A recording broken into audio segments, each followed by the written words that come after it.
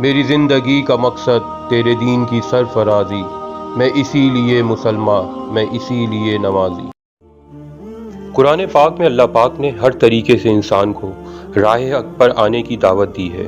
کیونکہ قرآن کے اولین مخاطب عرب تھے جو صحراؤں ریگستانوں میں زندگیاں گزارتے تھے۔ اونٹ ان کی زندگی میں بہت اہمیت رکھتے تھے۔ انجیر، شہد وہ اپنے کھانوں میں کثرت سے استعمال کرتے تھے، اس لیے ان چیزوں کا ذکر قرآن پاک میں بار بار آیا ہے۔ آخری سپارے میں بہت سی ایسی صورتیں ہیں جس میں انہی چیزوں کی قسم کھا کر اللہ نے انسان کی ہدایت کے لیے مختلف طریقے سے مختلف موضوعات پر بات کی ہے، لیکن آج کی صورت ان سب صورتوں میں بلکہ قرآن پاک کی تمام صورتوں میں سب سے منفرد ہے۔ اس صورت میں عرب معاشرے کی ایک ایسی واردات یا ایسی قصے کا نقشہ کھینچا جا رہا ہے جب عرب کے لوگ صبح سویرے کسی قافلے کو لوٹنے کے لیے اپنے گھوڑوں پر سوار مسافروں کے پڑاؤں پر حملہ کرتے تھے جب وہ سو رہے ہوتے تھے، اور قتل و غارت گری کر کے اور انہیں لوٹ کر واپس چلے جاتے تھے۔ ایسے واقعات کو بھی اس صورت میں پیش کیا جا رہا ہے، اور اللہ انسان کی ہدایت کے لیے اس لڑائی جھگڑے اور خون ریزی کو بھی اتنے پر اثر انداز میں پیش کر رہا ہے کہ قرآن سمجھنے والے اش اش کر اٹھتے ہیں۔ آئیے اس خوبصورت سورت کو سمجھنے کی کوشش کرتے ہیں۔ یہ سورت شروع ہوتی ہے فالعادیات ضبحا، قسم ہے حملہ کرنے والے گھوڑوں کی جب وہ زور زور سے سانس لے رہے ہوں یا ہانپ رہے ہوں، فالموریات قدحا، اور جب گھوڑوں کی ٹاپوں سے چنگاریاں نکل رہی ہوں۔ ہم جانتے ہیں کہ گھوڑوں کے پیروں میں لوہے کے جوتے ہوتے ہیں، اور جب گھوڑے بھاگتے ہیں تو یہ لوہے کے جوتے چٹانوں پر، پہاڑوں پر رگڑ کھاتے ہیں تو ان سے چنگاریاں پیدا ہوتی ہیں، جس کا ذکر اس آیت میں کیا گیا ہے۔ فالمغیرات صبحا، اور صبح کے وقت غارت گری کرنے والوں کی، فاثرن بہ نقعا، اور پھر اس بھاگنے سے جو گرد کا بادل اڑتا ہے، فوسطن بہ جمعا، اور پھر دوڑتے ہوئے یہ گھوڑے دشمن کی صفوں کو چیرتے ہوئے دشمن کے بیچ میں پہنچ جاتے ہیں، یعنی دشمن کے نرغے میں پہنچ جاتے ہیں۔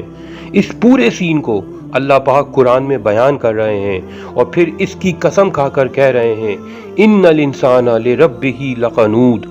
بے شک انسان اپنے رب کا بڑا نافرمان ہے۔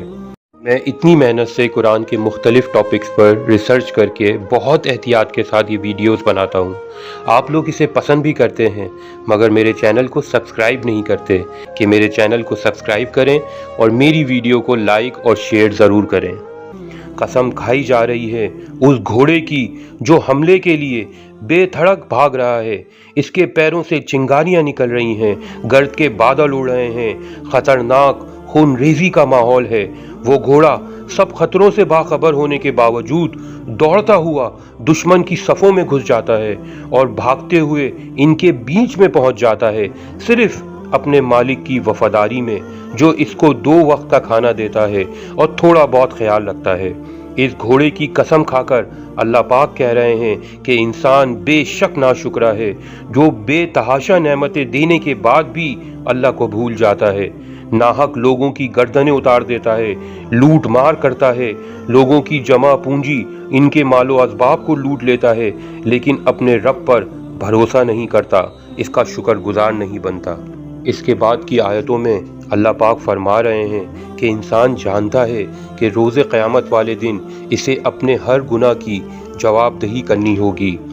وہ اپنے رب سے پھر بھی نہیں ڈرتا، قیامت کے دن سے پھر بھی نہیں ڈرتا، جب اللہ اس کی نیتوں کا بھی حساب لے گا۔ صرف دولت کی چاہت میں اپنے جیسے انسانوں کو لوٹتا ہے، انہیں برباد کر دیتا ہے، ناحق قتل کر دیتا ہے۔